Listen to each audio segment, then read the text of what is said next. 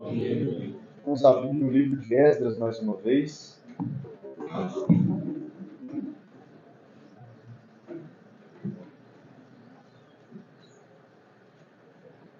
Vamos avançar no nosso estudo desse livro. Dessa vez abrindo no capítulo 7.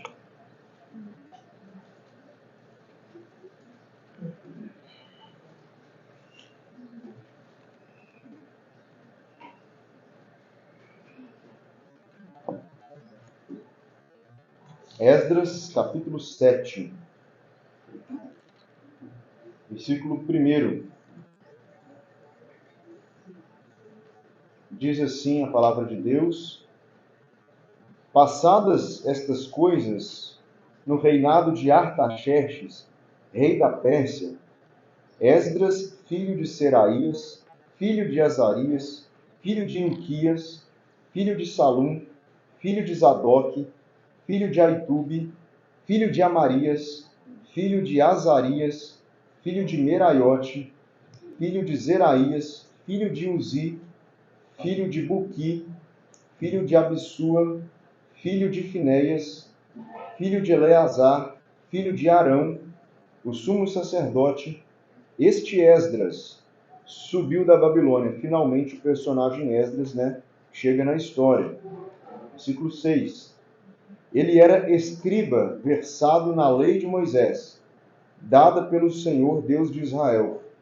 E segundo a boa mão do Senhor, seu Deus, que estava sobre ele, o rei lhe concedeu tudo quanto lhe pedira. Versículo 10. Porque Esdras tinha disposto o coração para buscar a lei do Senhor e para a cumprir, e para ensinar em Israel os seus estatutos e os seus juízos. Essa é a cópia da carta que o rei Artaxerxes deu ao sacerdote Esdras, o escriba das palavras, dos mandamentos e dos estatutos do Senhor sobre Israel. Os próximos versículos são, então, uma cópia da carta do rei Artaxerxes autorizando o retorno de Esdras. Não só ele autorizou Esdras a voltar, como ele financiou. Isso é muito interessante. Um rei gentio está financiando aquela obra. Começo do capítulo 8, vai observando, tem a lista das pessoas que voltaram com Esdras, uma segunda caravana, parecida com aquela do começo da carta, do livro, aliás. Agora nós vamos ler o capítulo 8, versículo 15 até 20, um incidente nesse retorno de Esdras aqui, um incidente com os levitas. Capítulo 8, versículo 15. Ajuntei-os do rio que corre para a Ava, onde ficamos acampados 3 dias. Passando revista ao povo e aos sacerdotes, e não tendo achado nenhum dos filhos de Levi, enviei Eliezer, Ariel, Semaías, Elnatã, Jaribe, Elnatã, Natã, Zacarias e Mesulão, os chefes, como também a Joiaribe e a Elnatã, que eram sábios. Enviei-os a Ido, chefe em Casifia, e lhes dei expressamente as palavras que deveriam dizer a Ido e aos servidores do templo, seus irmãos, em Casifia, para nos trazerem ministros para a casa do nosso Deus. Trouxeram-nos, segundo a boa mão de Deus sobre nós, um homem sábio dos filhos de Mali, filho de Levi, filho de Israel, a saber, Serebias, com seus filhos e seus irmãos, 18. E a Asabias e com ele Jesaías, dos filhos de Merari, com seus irmãos e os filhos deles, 20. E dos servidores do templo, que Davi e os príncipes deram para o ministério dos levitas, 220, todos eles mencionados nominalmente. Essa vai ser a nossa leitura de agora. Que o Senhor possa nos ajudar no estudo da sua palavra. Amém. Nós estamos percebendo, então, que após tantos personagens, tantos acontecimentos acontecerem, finalmente Esdras entra na história e o capítulo 7, que introduz o personagem Esdras, começa com a seguinte frase: passadas essas coisas, ou em algumas versões, depois dessas coisas, né? Mas depois, quando? Quando? Então você já percebeu que esse livro está contando uma história, pensando fatos aqui diluídos, né, ao longo de várias décadas. Então tem alguns saltos cronológicos. Eu sugeri você, se você gosta de fazer observações na sua Bíblia, você colocasse uma linha. Aí, ó. Né? Problema nenhum. Vamos continuar. Colocasse uma linha entre os capítulos 4 e 5, que é uma linha aqui de 16 anos. 16 anos onde a obra de Deus ficou parada. E entre os capítulos 6 e 7, existem aqui 58 anos. Então, depois que aquela primeira obra foi retomada, depois que nós vimos Zorobabel encorajado pelos profetas Ageu, profeta Zacarias, esses profetas vão ajudando aquele servo do Senhor, eles reconstroem o templo, tudo isso passou. Morreu Zorobabel, morreu o sacerdote Josué, morreu o profeta Ageu, morreu Zacarias, o profeta, e a coisa ficou daquele estado ali em Jerusalém. Passam-se 58 anos, se você está fazendo a conta, então agora é 80 anos depois que Ciro autoriza lá atrás. Então 80 anos depois dos primeiros fatos, agora nós temos Esdras. O que está acontecendo aqui nesse capítulo? Esdras está organizando uma nova caravana. Lembra daquele primeiro grupo de pessoas que voltou? Agora tem um segundo grupo, de quase 2.000 pessoas, mais ou menos esse número. E Esdras volta com uma missão de doutrinar aquele povo que havia ficado lá. Eles estavam carentes da lei de Deus. Nós vamos pensar nisso um pouquinho mais daqui a pouco. Esdras volta com a missão de converter o povo à lei do Senhor. Ele era um homem estudado na lei. Quem é esse homem Esdras? Olha que interessante. Deus fala de Esdras, versículo 6, que ele era, capítulo 7, versículo 6, um escriba versado na lei de Moisés. Guarda essa informação. O versículo 11 diz que ele era um escriba das palavras, dos mandamentos e dos estatutos do Senhor. Isso é o que Deus diz dele. Era um escriba, versado na lei. Só que essa opinião não é exclusiva de Deus.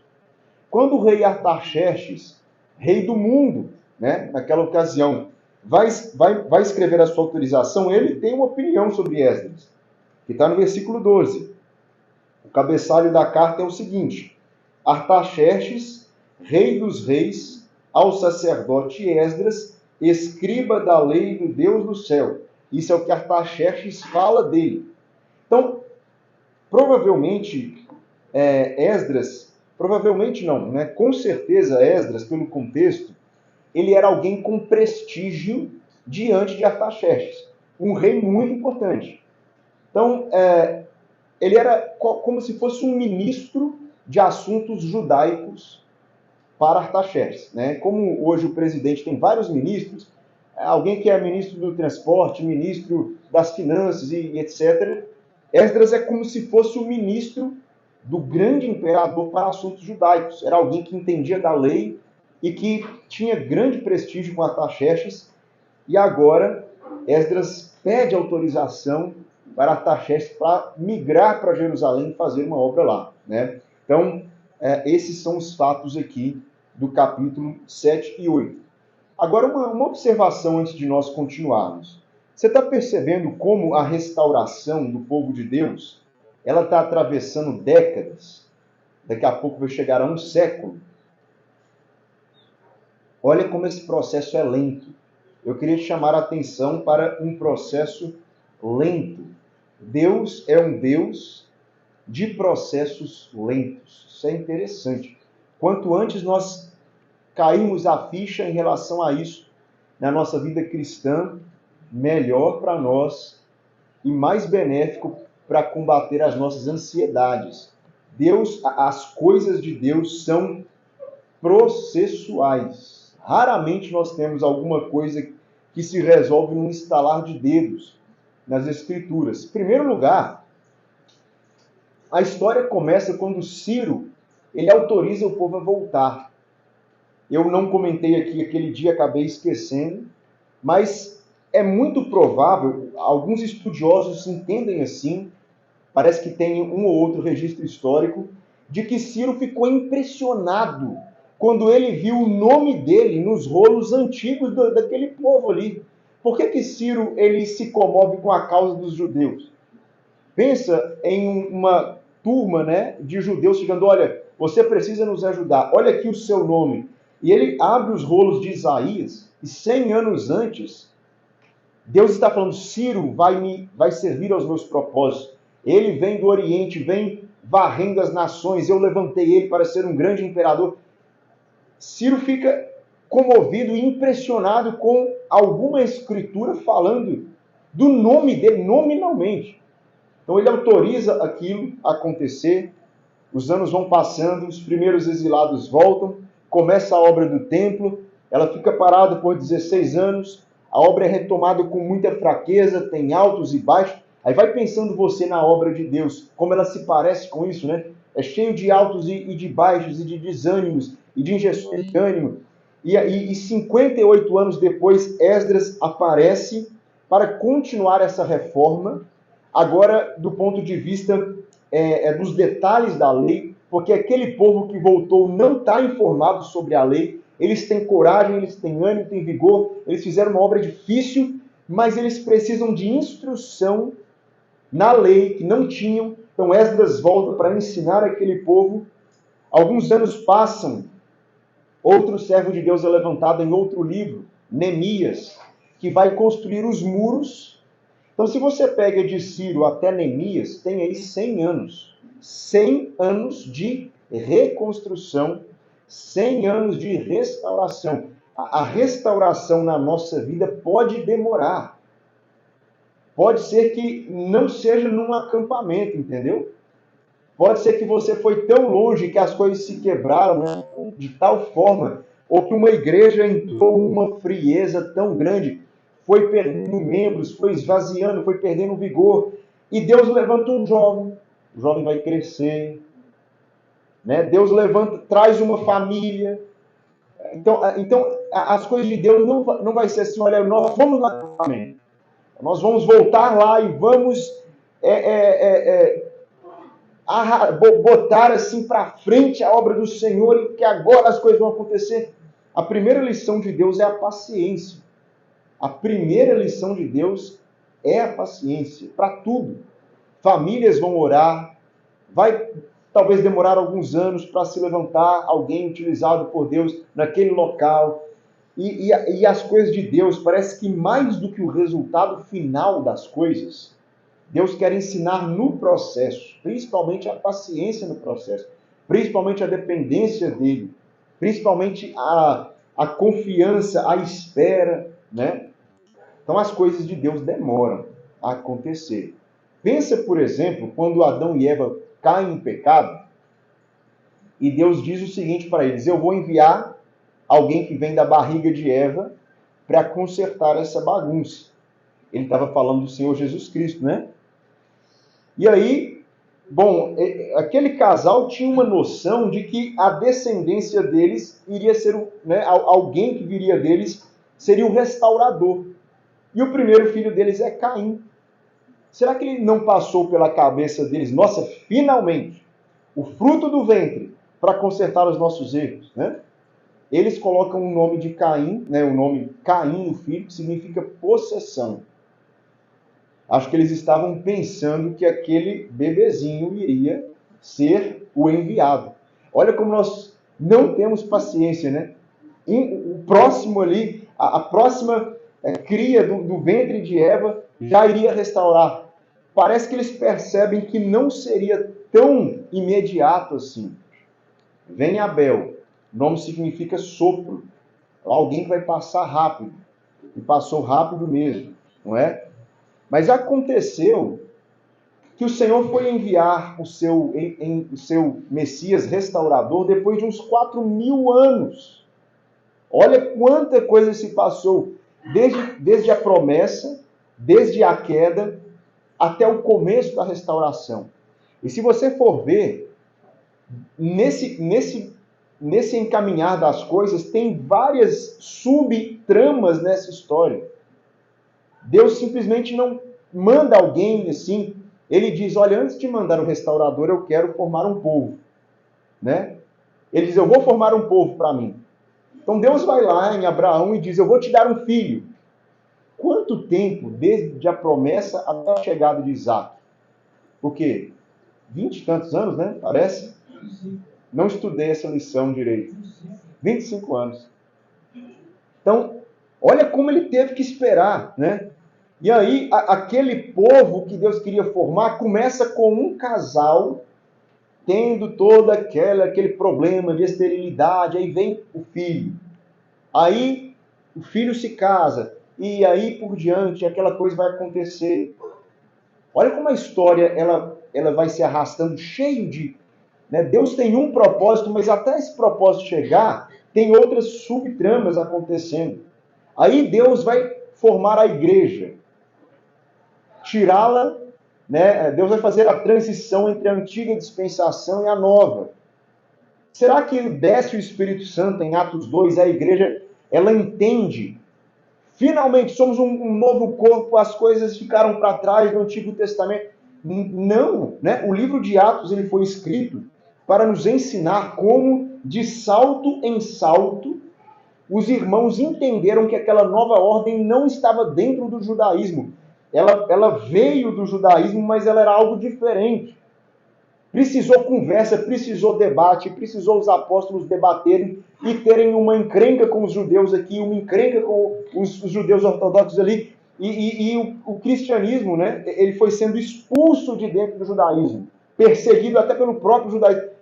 Um processo que se arrastou talvez por uns 20 anos, até cair a ficha dos primeiros irmãos que, então, isso aqui tem gentio, os gentios podem participar. Interessante que Deus não chega, o Senhor Jesus não ressuscita e diz, olha, vou fazer uma conferência com vocês aqui, vou explicar para vocês numa tarde como vai funcionar agora. Não, ele deixou o propósito desenrolar e aquele propósito se arrastando lentamente fez com que os servos se colocassem em oração e dizer, Senhor, eu não estou entendendo onde os seus caminhos estão indo. O Senhor queria a paciência, queria a dependência, um processo esticado, lento. E é o que está acontecendo aqui. A restauração de Israel, em Esdras e Neemias, vai demorar uns 100 anos. Né? Isso nos ensina muita coisa. Parece que na nossa vida as coisas estão devagar, né? E nós nos tornamos impacientes muitas vezes. Eu já falei com o meu marido, ele não muda. Pô, mas você começou a orar com quanto tempo? Tem 2 semanas que eu estou falando com ele. Então, isso aí vai demorar uns 20 anos. Né? Então, a minha esposa, ela não entendeu.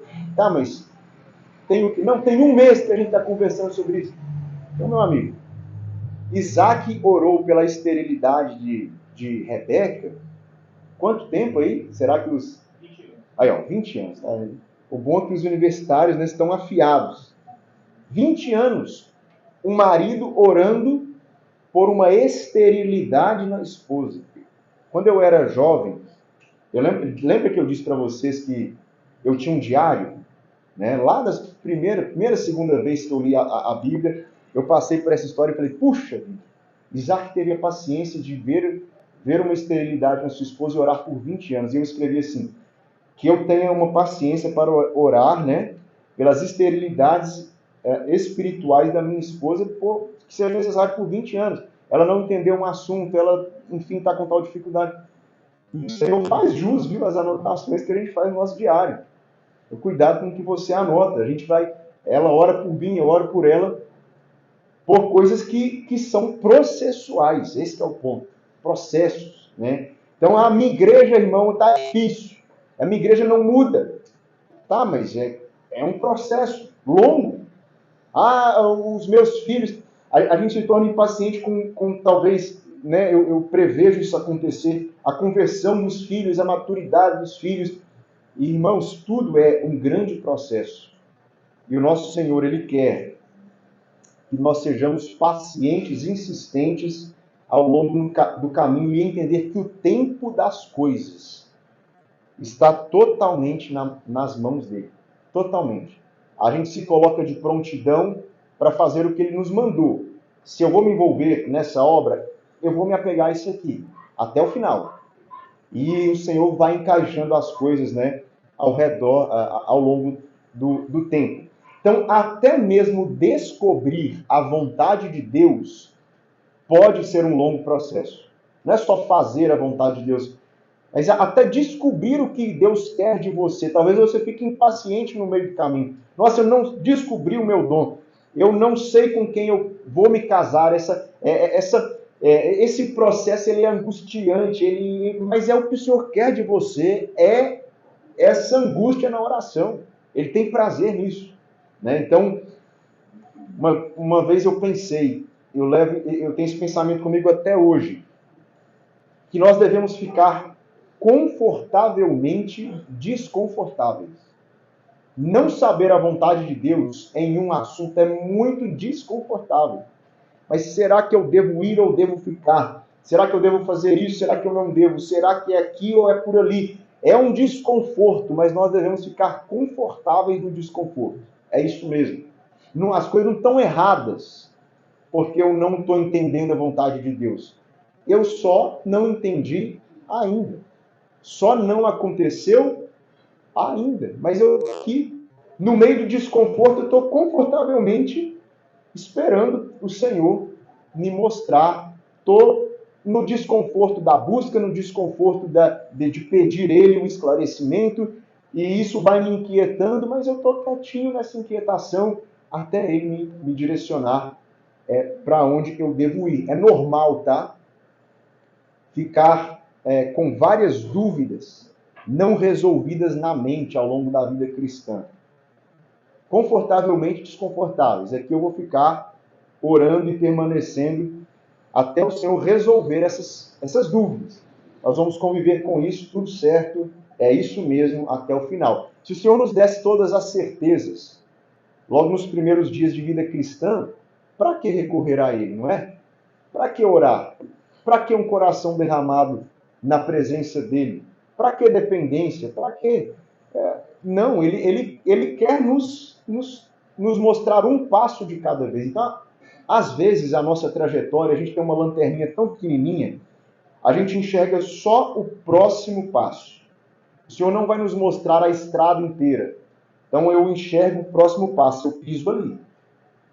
Agora, o próximo passo, eu preciso de novo de ligar a lanterna, de novo de procurar para onde ele está. Então, eu entendi que ele é para lá. Então, muito bem. Vai para lá. E o Senhor vai sempre nos mantendo em dependência. Com o passar do tempo, você descobre que isso é até gostoso, sabia?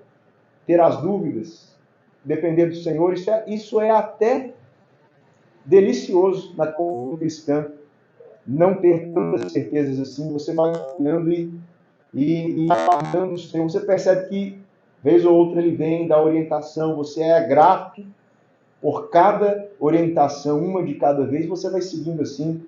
Isso é a vida cristã e tudo certo com isso. Mas, enfim, queria chamar a atenção que o processo é lento. Eu estava vindo pensando exatamente. Esse foi o estudo, o último que eu concluí, para confessar para os irmãos.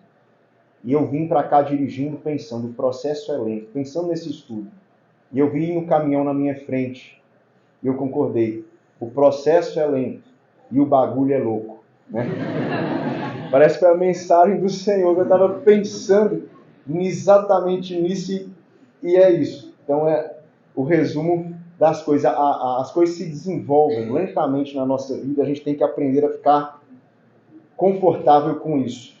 Mas, afinal de contas, por falar em estar confortável, provavelmente Esdras estava bem confortável, não é, na companhia de Artaxerxes, desfrutando de privilégios, sendo um ministro, mas algo faz com que ele tenha um desejo de voltar para Jerusalém, tenha um desejo de fazer essa viagem e ir lá para o povo dele. O que fez Esdras voltar? Irmãos, morreram os líderes antigos. Zorobabel, sacerdote Josué ou Jesua, Ageu, Zacarias e outros. E a situação espiritual do povo ficou perturbadora. Morreram os líderes, o povo começou a fracassar terrivelmente. E Esdras deve ter recebido notícias sobre isso. E ele sente o seguinte: eu preciso ir lá e ensinar o povo sobre a lei. Quando ele chega, isso é tema dos próximos capítulos, ele percebe que a situação era pior do que ele estava imaginando ou do que ele havia ouvido. Mas o que inclina a Esdras de retornar é saber que as lideranças haviam morrido, que as lideranças haviam passado, aqueles que haviam conduzido os judeus fielmente na obra, eles haviam falecido e novas lideranças não se haviam levantado. E esse assunto foi mencionado aqui de maneira insistente pelo irmão Maurício. O irmão Adir também falou isso aqui. E agora, de novo, o nosso estudo nos leva para isso. Isso é muito preocupante. As lideranças do povo vão passando e novas lideranças, às vezes, não se levantam. Irmãos, a palavra de Deus, ela é repleta, é recheada de exemplos de que quando não tem liderança, o povo fracassa mesmo.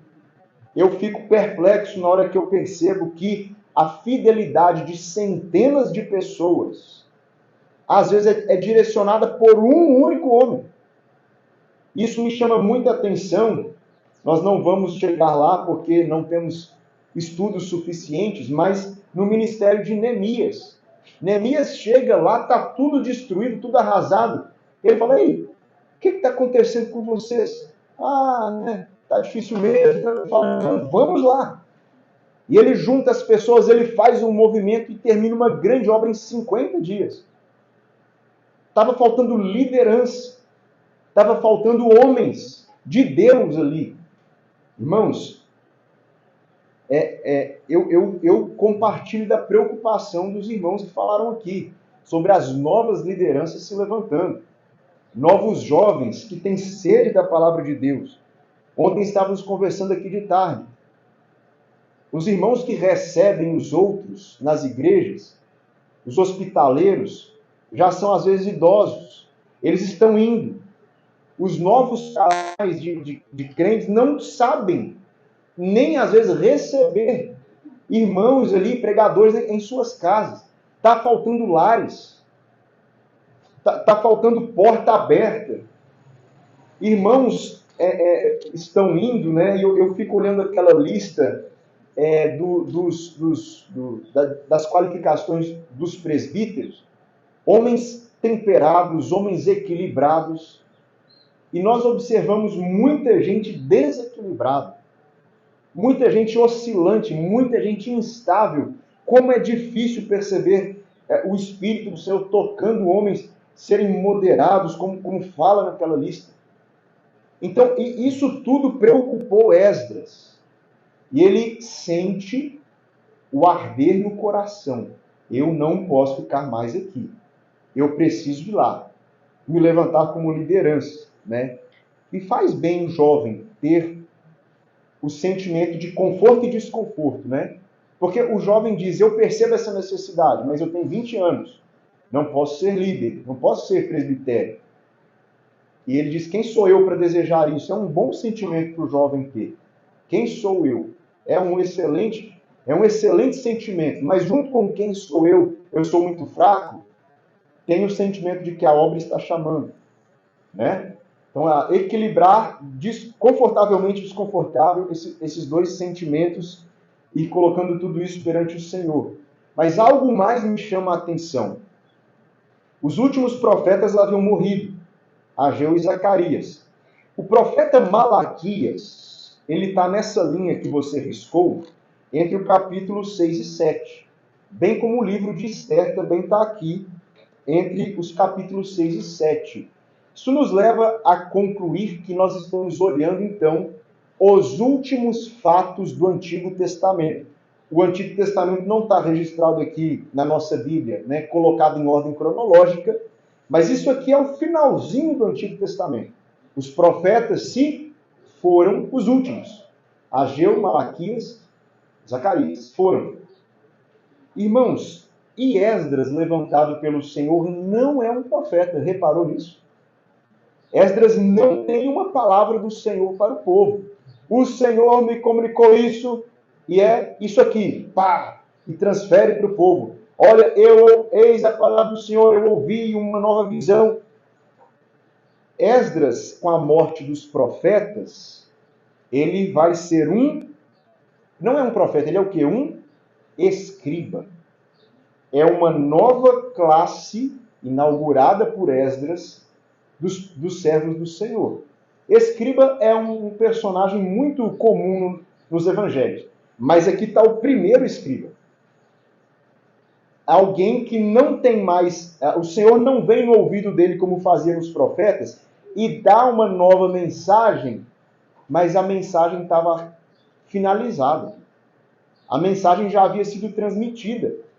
Os profetas todos já haviam sido atuantes e agora só tinha a lei para estudar e aplicar. Qual era a rotina de Esdras? Versículo 10 é muito interessante. 3 coisas. Esdras havia disposto o coração, nessa ordem, hein? Para 1. Buscar a lei do Senhor. 2. Depois de buscar, para cumprir. 3. E finalmente para ensinar. Nunca invertendo essa ordem nas nossas vidas. A NVI traz estudar, praticar e ensinar. Aqui nós temos buscar, cumprir e ensinar. Então eu vou pegar a lei de Deus na minha vida, eu vou buscar. Tudo começa com isso. Eu entendi a vontade do Senhor, eu vou praticar. E queira Deus que após buscar e colocar em prática na minha vida, eu vou transmitir, eu vou ensinar. Percebe que ele não está recebendo a palavra do Senhor como os profetas recebiam. Ele tem isso aqui, fechado, concluído, para o tempo dele. Ele tinha a lei, ele era um escriba, diz o texto 3 vezes, versado na lei. Então o trabalho de Esdras era debruçar nos rolos, era abrir os rolos, estudar com afinco, mergulhar confortavelmente desconfortável, não entendendo várias coisas, mas deixando elas numa prateleira do pensamento, da cabeça. É bom, esse assunto eu vou colocar aqui. Talvez daqui a 1, 2, 3 anos, o Senhor vai me dar uma nova revelação que eu vou dizer, então era isso. Aquilo que está guardadinho numa prateleira de pensamentos, então ele vai acessa aquela prateleira e diz, agora eu entendi esse pensamento que estava guardado. Nós vamos fazendo isso ao longo das nossas vidas. Eu, Mateus, tenho centenas de pensamentos guardados ali nas prateleiras da mente. Quem sabe um dia o Senhor me dá algo novo para entender isso. Mas o fato é que o Senhor não vem nos meus ouvidos, como atrevidamente muitos hoje falam, o Senhor me deu a palavra. Não, porque o Senhor ele nos dá a palavra que, olha, já está fechada, é como Esdras. A gente vai entendendo o que ele quer para nós de vasculhar as coisas, né?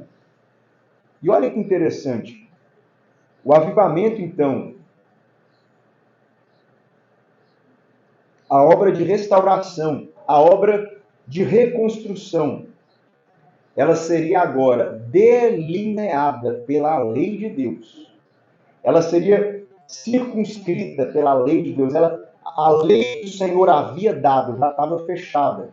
Agora só bastava os homens se assentarem, estudarem e praticarem aquilo.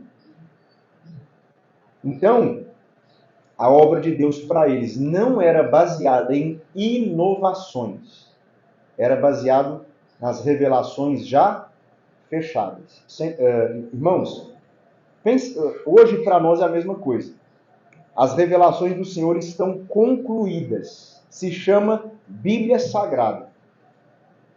Não temos mais profetas no nosso meio. O Senhor não cochicha novas revelações no ouvido de ninguém, porque os profetas já encerraram o seu ministério lá no Novo Testamento, quando as novas revelações vieram. Diz o apóstolo Paulo: eu lancei o fundamento como prudente construtor. Por que Paulo lançou o fundamento? Porque a Escritura diz que a igreja ela foi edificada num alicerce colocado pelos apóstolos e profetas. São aqueles que o Senhor Jesus, quando voltou para o céu, falou: olha, eu quero que a igreja funcione assim. Então, tinha uma nova revelação.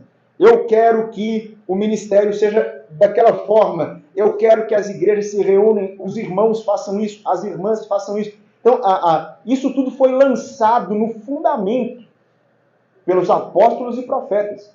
Só que Paulo diz: eu lancei. Quando ele escreve isso, era passado já. Agora vocês vejam como edificam sobre o fundamento que já estava colocado. Os apóstolos morreram, os profetas morreram, esse dom, né? Ele foi dado aos primeiros crentes ali, enquanto os fundamentos estavam sendo lançados. Então as escrituras se encerram, são concluídas por João, escrevendo Apocalipse, e a palavra de Deus está selada. E todo avivamento que nós formos querer para a nossa vida, para a vida da nossa igreja, ela é retirada da Escritura. Não é baseada em inovações. Não é baseada em novos elementos, e sim nos antigos elementos. Pode confiar. O Senhor Deus vai operar avivamento no nosso meio. A restauração plena. Ele vai dar sede pelas coisas espirituais. Se você se voltar para os antigos fundamentos e não nos novos. E aí a gente não pode deixar de falar do novo estilo de pregação, né, que vem por aí. Cada época é um modismo. Irmãos, eu torço para que nenhum jovem aqui, né, esteja caindo no conto do pregador coach, vazio da palavra de Deus. Não tem Ageu, não tem Zacarias, não tem Esdras, não tem nada, tem filosofia. Essa filosofia não pode ser dada solta. Então vai ter lá 1, 2, 3 versículos. Mas não é o estudo, a pregação, não é um mergulho nos versículos. Os versículos são mencionados e é um trampolim para outros pensamentos. Está entendendo a diferença? E aí é humanismo, é psicologia. Não tem diferença de um show de stand-up, de um pregador assim, ou de uma palestra motivacional, de alguém que prega desenvolvimento pessoal. É as mesmas coisas. Entendeu? Então, a essência está aqui. Não tem inovação nenhuma. Nós já temos o que precisamos. É a palavra de Deus. Voltar aos fundamentos. Voltar ao que está lançado. E Esdras entendeu isso. Você quer ver o avivamento atuando com base na lei do Senhor? Abra sua Bíblia em Neemias, capítulo 8. Abra sua Bíblia em Neemias, capítulo 8.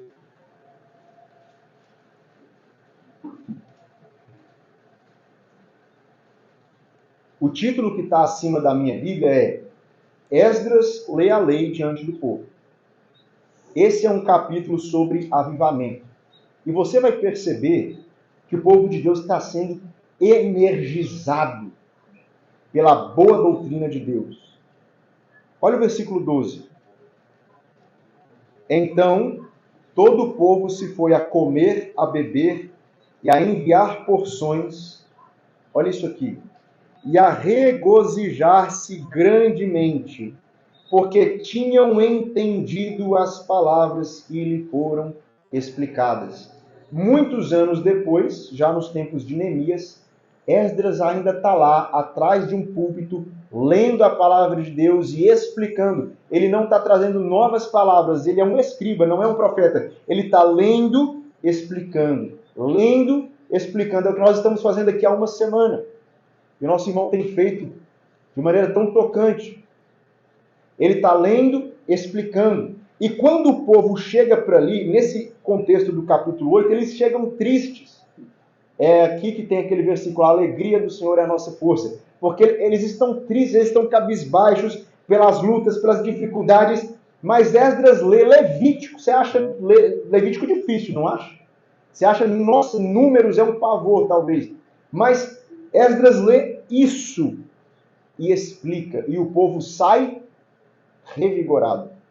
E o povo sai alegre, sai cativado para obedecer ao Senhor. Então, qual o seu alimento espiritual saindo do acampamento? É Gênesis, é Crônicas, é Romanos, é isso. Se você tem esse livro na sua mão, você tem toda a nutrição que você precisa para se manter firme pelo restante da sua vida. E é isso. A obra de Deus é baseada em ler as Escrituras, explicar as Escrituras, ler as Escrituras, explicar as mesmas Escrituras e assim por diante. Algumas outras observações aqui nesse retorno de Esdras. Esdras ele fica grato com a autorização de Artaxerxes. Esse imperador Artaxerxes, ele tinha um apelido. Os imperadores, eles cunhavam apelidos para eles mesmos, né? Por exemplo, Alexandre o Grande, né? E daí por diante. Esse Artaxerxes, ele era Artaxerxes o Longímano, que significa alguém que tem a mão longa. E esse apelido foi porque ele dominou muitas nações, muitos povos. E a mão dele controlava de maneira distante muitas nações. Era alguém com a mão longa. E Esdras, ele era hábil, né, nas palavras. Ele era um escriba. Então ele faz um contraste, né? Ele faz um trocadilho. Ele diz, Artaxerxes me autorizou a voltar. Mas sabe de quem é a mão que está conduzindo essas coisas? É a boa mão do Senhor. Se você for ler Esdras 7 e 8, essa expressão, a boa mão do Senhor, ela está em todo lugar.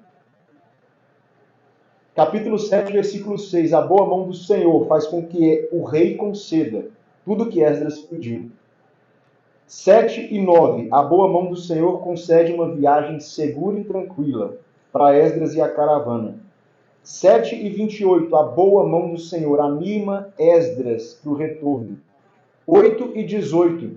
A boa mão do Senhor providencia alguns levitas para o grupo. Já vou mencionar isso já, porque isso foi importante. 8 e 22. Esdras confia na boa mão do Senhor para proteger a viagem e dispensa uma escolta de soldados. 8 e 31. A boa mão do Senhor livra dos inimigos que haviam armado ciladas pelo caminho. Então ele vê a boa mão do Senhor animando, protegendo, conduzindo. E a boa mão do Senhor para Esdras é o Senhor quem tem a mão grande, e não Artaxerxes. Ele faz esse trocadilho no meio das palavras. Quem é então o verdadeiro longímano, né? O Senhor a quem servimos.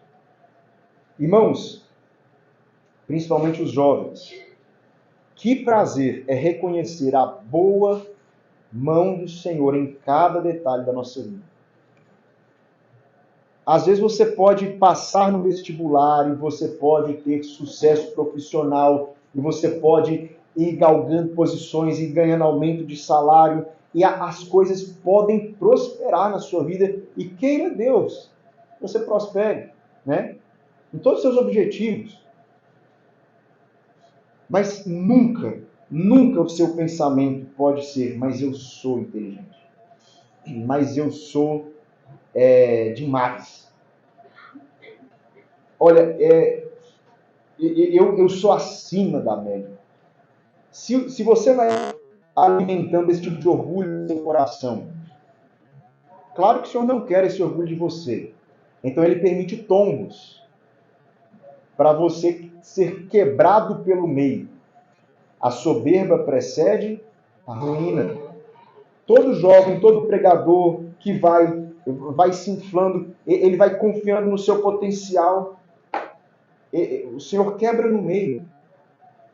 Então seria muito bom se nós entendêssemos que tudo na nossa vida é a boa mão do Senhor. E eu estou falando isso fora dos assuntos espirituais até. Irmão, você pode dizer, olha, a minha colheita foi boa.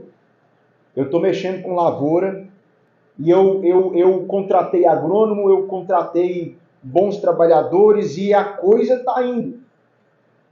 Você não pode pensar, mas teve a mãozinha do agrônomo, teve a mãozinha do trabalhador, mas teve a boa mão do Senhor. A grande mão do Senhor, entendeu? Olha, eu estou estudando uma coisa e eu acho que eu formei e eu vou fazer mestrado. Eu estou ganhando notoriedade na minha área.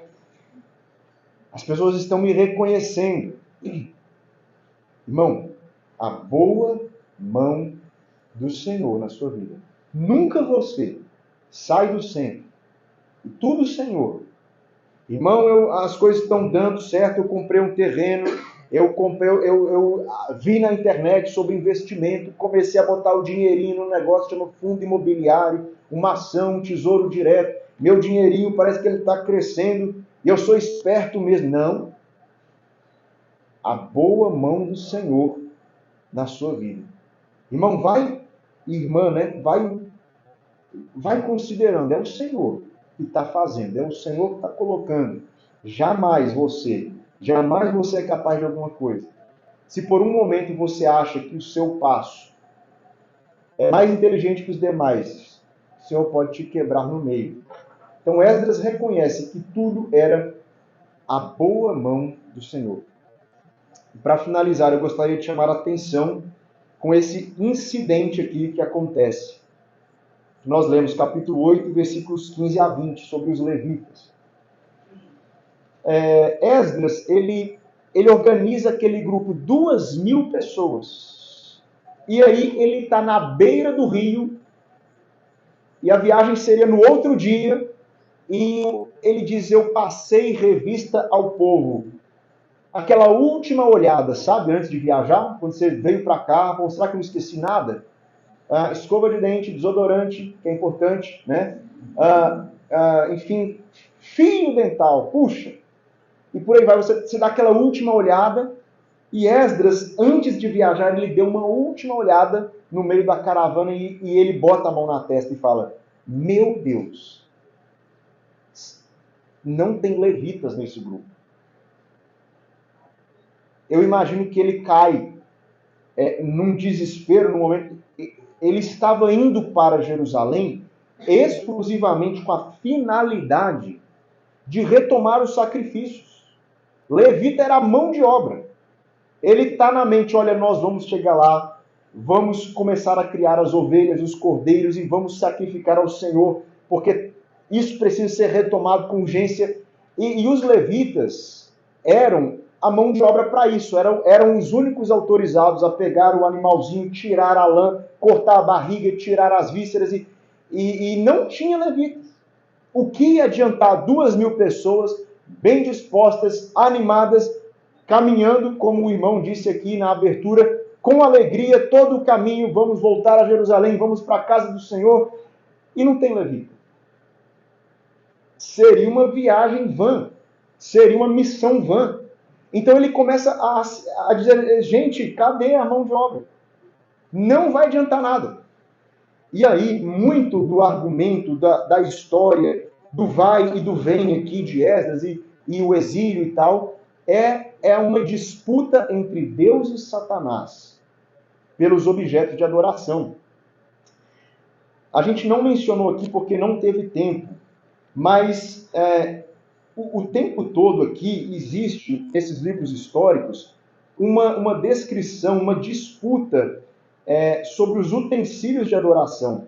Talvez você já reparou nisso, né? Quando os babilônios vão em Israel, eles saqueiam o templo e levam bacias, garfo, faca, leva tudo para a Babilônia. Daqui a pouco vem um exército de novo e saqueia a casa do Senhor de novo.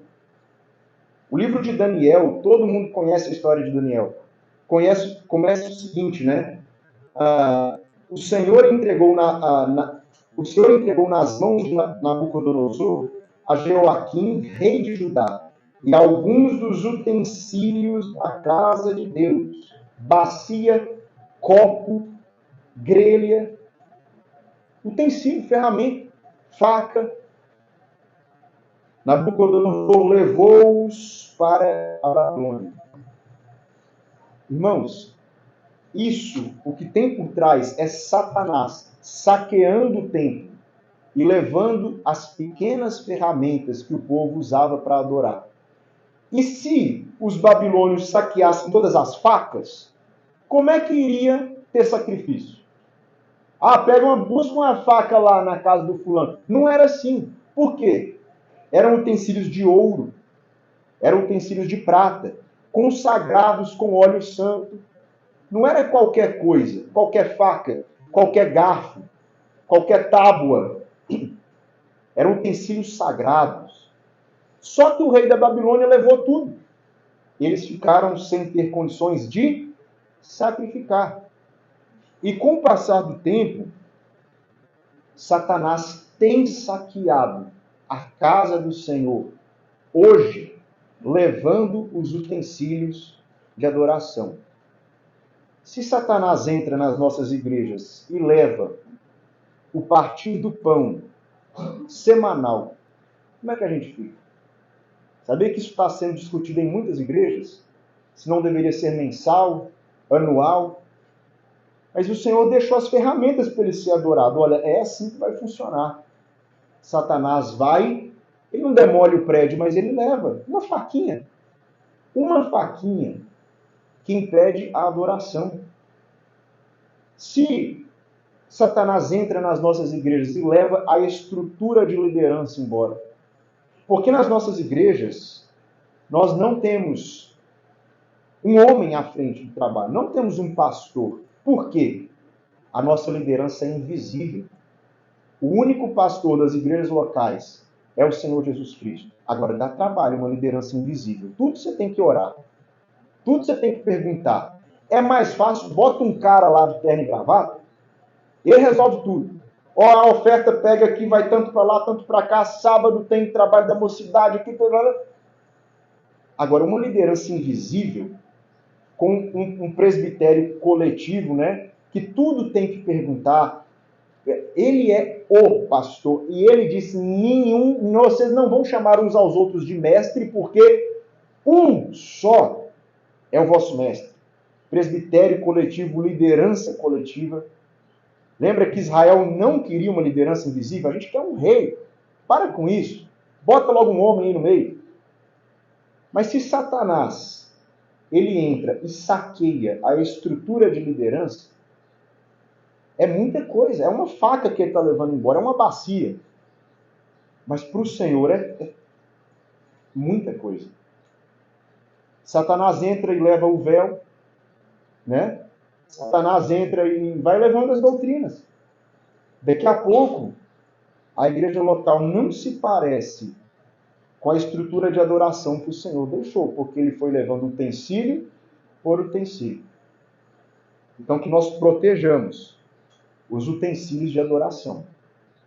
Esdras está desesperado. Não tem levita. Não tem como sacrificar. Sabe o que Esdras faz? Se você ver o texto que lemos, ele monta uma delegação de 11 homens, porque ele ficou sabendo que tinha uma cidade ali perto chamada Casifia. É o que lemos aqui. Ninguém sabe mais onde é essa cidade. Ficou perdida na história. Mas Esdras descobre que ali tem um assentamento levita. Na última hora da viagem, ele levanta 11 homens e diz, vai até lá e desafia eles. Traz de lá alguns levitas para se juntar com o bando. Entra lá, convence levitas. Nós precisamos deles. Chega lá e proclama. Precisamos de trabalhadores para a obra do Senhor. Vai lá, chama alguns levitas. Então, esses homens vão lá, 11 homens, desafiando os casifitas, levitas, a se juntarem ao bando. Resultado, 38 levitas e 220 servidores manuais. Foi o que eles conseguiram tirar daquele assentamento. Ufa! A obra do Senhor estava a salva, né? Qual a conclusão que a gente chega? Imagina aqueles levitas ali daquele pequeno vilarejo.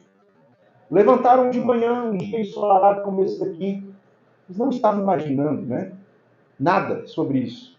Cada um foi para o seu trabalho, estavam talvez nas lavouras, cuidando ali, enfim, dos seus afazeres. De repente entra 11 homens desafiando. Tem algum levita aqui? Tem alguém dos levitas? O Senhor está convocando levitas para uma grande viagem, para uma grande obra. Irmãos, tem muito trabalho para fazer nas nossas igrejas. Muitos lares para serem visitados. Muitas pessoas para serem evangelizadas. Mas aonde estão os levitas? Tem muito trabalho, uma grande obra, muito sacrifício a ser feito, muitas almas para serem alimentadas. Mas aonde está a mão de obra? Assim como aqueles homens foram desafiados a se juntarem ao grupo para irem trabalhar para o Senhor. Que o Senhor desafie muitos jovens hoje aqui. Aonde estão os trabalhadores? Talvez você sente no coração. Eu quero. Eu quero ir. Se o Senhor me desafia, eu tenho uma vida, eu estou fazendo faculdade, eu estou trabalhando, eu não sei como isso aí vai se conciliar com a minha rotina, mas eu levanto a minha mão, né? O Senhor hoje desafia onde estão os levitas para se juntarem ao grupo e trabalharem para o Senhor. Trabalho tem muito. Onde está a mão de obra? Eu não sei você. Eu não sei você. Mas eu quero estar nesse grupo. Eu quero que o Senhor vai modificando a minha vida. Com toda a minha teimosia, a minha falta de sensibilidade, as minhas dificuldades, né, as fraquezas, mas eu quero que o Senhor vai... Eu levantei a minha mão, eu quero estar ali. Eu quero fazer parte da mão de obra, do trabalho do Senhor. Que o Senhor levante jovens aqui, moças, novas, rapazes, para a obra dele. Amém. Amém.